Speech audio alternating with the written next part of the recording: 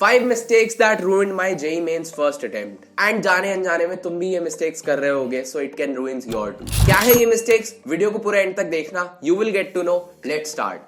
तो hey guys what's up, this is Himanshu. यार मैंने अपना जेईई मेंस 2020 में दिया था, ठीक है। उसका फर्स्ट अटेम्प्ट में यार मेरा इतना गंदा स्कोर हुआ था बिकॉज ऑफ दीज मिस्टेक्स जो मैं कर रहा था, और मुझे पता था इनके बारे में, लेकिन मुझे ये नहीं पता था कि ये मुझे इतना हेविली कॉस्ट कर सकती है इन दी एग्जाम, जिसकी वजह से मेरी सिर्फ और सिर्फ 93.65 परसेंटाइल आई थी।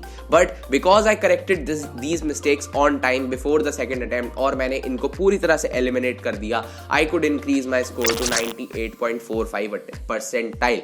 अब भाई जितना स्कोर मेरा सेकंड अटेम्प्ट में आया था जेईई मेंस के, अगर उतना स्कोर मेरा फर्स्ट अटेम्प्ट में आ जाता ना तो मेरी परसेंटाइल 99.5 तक भी आ सकती थी। बट वही है कि गलतियों का नुकसान तो भरना पड़ेगा ना, तो that's why I could not get a 99 percentile at that time. But I don't want it to happen with you.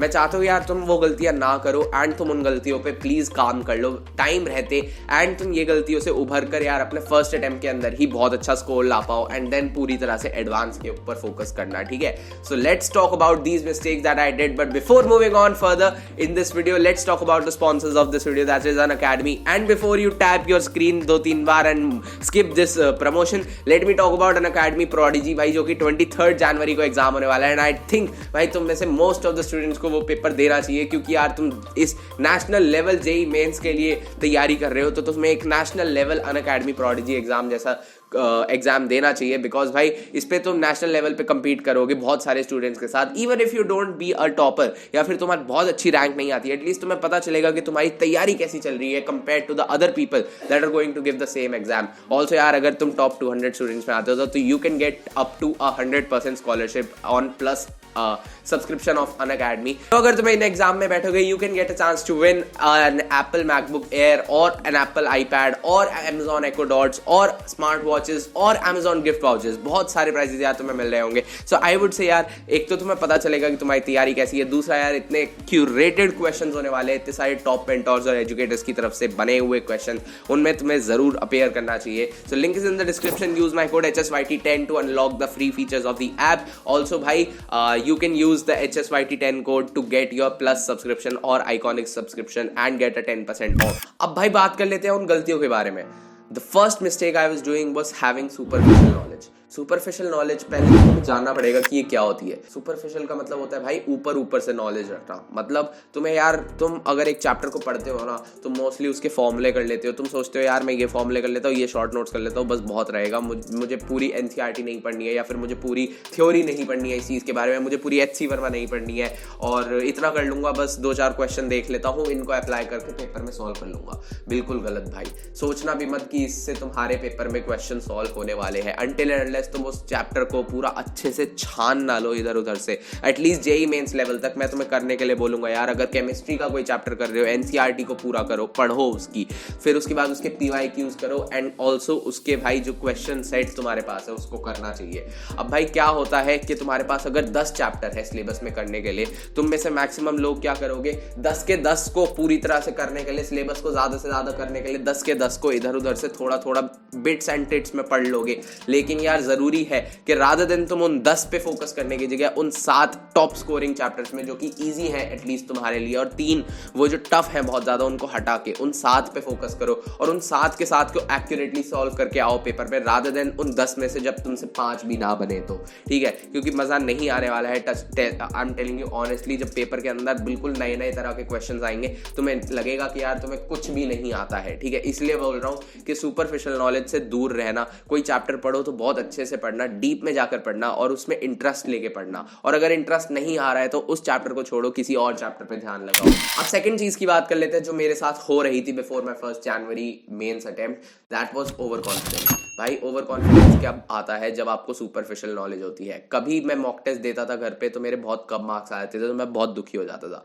कभी मैं मॉक टेस्ट देता था बहुत ज्यादा मार्क्स आ जाते थे तो मैं बहुत खुश हो जाता था। तो ये एक्सट्रीम्स पे रहना, बहुत जल्दी खुश होना, ना तो बहुत जल्दी खुश होना चाहिए ना बहुत जल्दी दुखी होना चाहिए। जब दुखी हो जाते तो ऐसा लगता है कुछ भी नहीं आता, और जब खुश हो जाते हैं तो बहुत ओवर कॉन्फिडेंट हो जाते हैं, ऐसा लगता है सब कुछ आता है। तो तुम रिवीजन ढंग से नहीं करते हो, तुम शॉर्ट नोट्स ढंग से नहीं बनाते हो, तुम क्वेश्चंस को ढंग से प्रैक्टिस नहीं करते हो। रिवाइज करते वक्त तुमने जो क्वेश्चंस मार्क करे थे उनको सॉल्व नहीं करते हो, तुम जाकर दूसरों को बताने लग जाते हो तुम्हारे इतने मार्क्स है इतने मार्क्स है, वो लोग तुमसे इंप्रेस हो जाते हैं, तुम खुश हो जाते हो। बट अनटिल एंड अनलेस तुम्हारे पास एक हाथ में रिजल्ट ना होना, खुश मत होना, पहले उस चीज पे काम कर लो, उसके बाद खुश होना।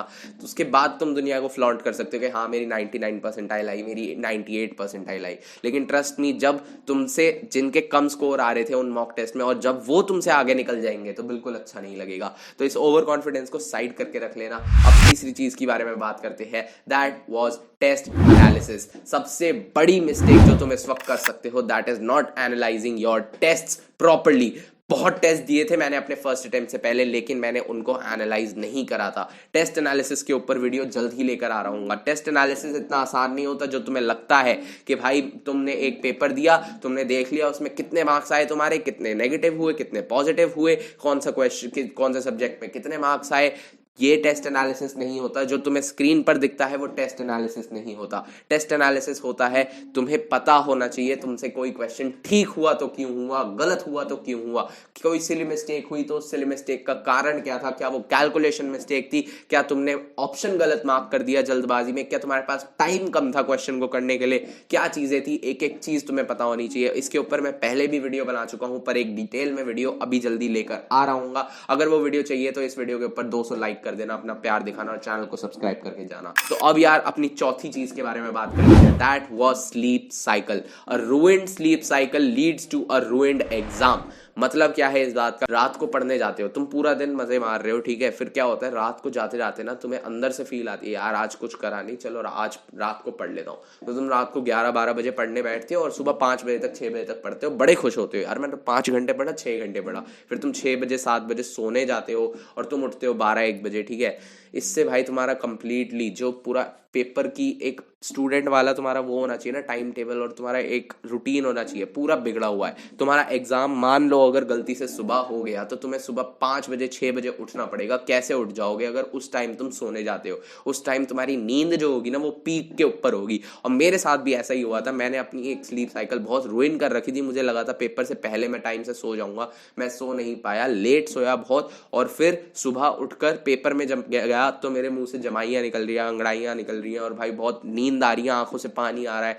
इस तरह का माहौल बन चुका था दिमाग में और प्रेशर बहुत बढ़ चुका था यार सर में, ठीक है। समझ में नहीं आ रहा था क्या करें। और भाई इन सब चीजों से उभरने के लिए सेकंड अटेम्प्ट के अंदर मैंने यही काम करा कि भाई मैंने एलिमिनेट कर दिया इस चीज को। मैं भाई टाइम से सोने लगा, 12 बजे सोने चला जाता था, कुछ भी हो जाए, चाहे नॉर्मल दिन हो, चाहे उस दिन पढ़ा हो ना पढ़ा हो, कल पढ़ लेंगे कोई बात नहीं। रात को पढ़ के अपने गिल्ट को कम करने से अच्छा है कि अगले दिन सुबह जल्दी उठो और पढ़ लो, ठीक है, ये बेस्ट रहेगा।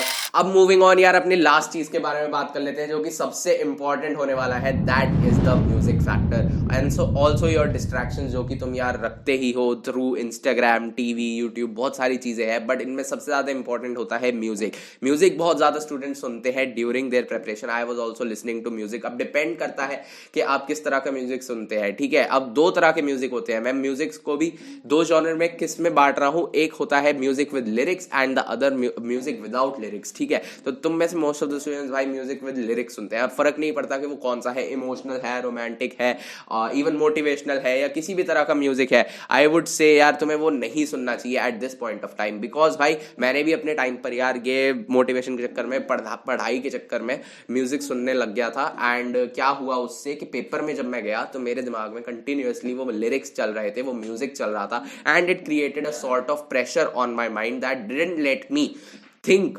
Consciously during my question. जब मैं क्वेश्चन कर रहा था तो मेरा दिमाग नहीं चल रहा था, अननेसेसरी एक प्रेशर बिल्ड हो गया था। I could feel the blood running through my nerves and veins and ये सारी चीजें हो रही थी मेरे साथ, एंड प्रेशर यहाँ पे लप लप लप इस तरह से फील हो रहा था, पैर कांपने लग गए थे, समझ नहीं आ रहा था क्या करूं। वो लिरिक्स तब भी चले जा रहे थे दिमाग में।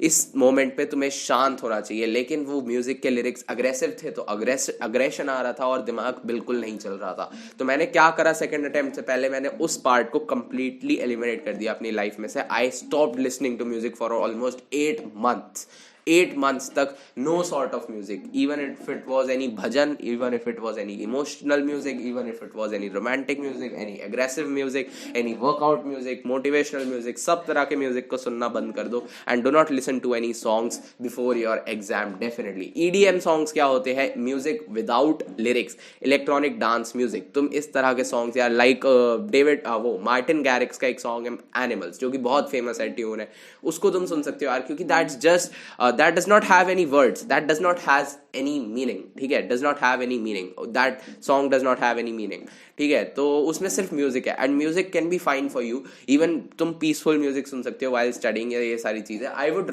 प्रेफर नॉट टू, लेकिन तुम अगर बहुत ज्यादा तुम्हें सुनने का मन है तो इस तरह का म्यूजिक सुन सकते हो जिसमें लिरिक्स ना हो, and that is also going to help you. तो यार यही 5 चीजें थी जिनके बारे में मैं मेनली बात करना चाहता था. तो भाई आई होप तुम इन चीजों को सॉर्ट ऑफ इन पे फोकस करोगे एंड इनको सीरियसली लोगे, ठीक है, क्योंकि ये गलतियां सच में बहुत ज्यादा तुम्हें नुकसान कर सकती है. इन योर फर्स्ट अटेम्प्ट तुम पछता सकते हो, बड़ा पछताओगे, ठीक है. गाना भी मत सुनना ये वाला, बस मेरी बात सुन लो, ठीक है. इन चीजों को मत करना यार अपने पेपर से पहले. एंड आई होप तुम्हारा एग्जाम बहुत अच्छा जाने वाला है, ठीक है. So just all the best for your first attempt is going to be very easy to score good, ठीक है. ऑल्सो अगर तुम अच्छा ले आओगे तो फिर मार्क्स पहले अटेम्प्ट में ही तो परसेंटाइल ज्यादा लाने के बहुत ज्यादा चांसेस हो जाते हैं. मैं यही कहूंगा कि फर्स्ट अटेम्प्ट को ही अपना मेन टारगेट लेके चलो, ठीक है. So that's it guys, thanks for watching this video.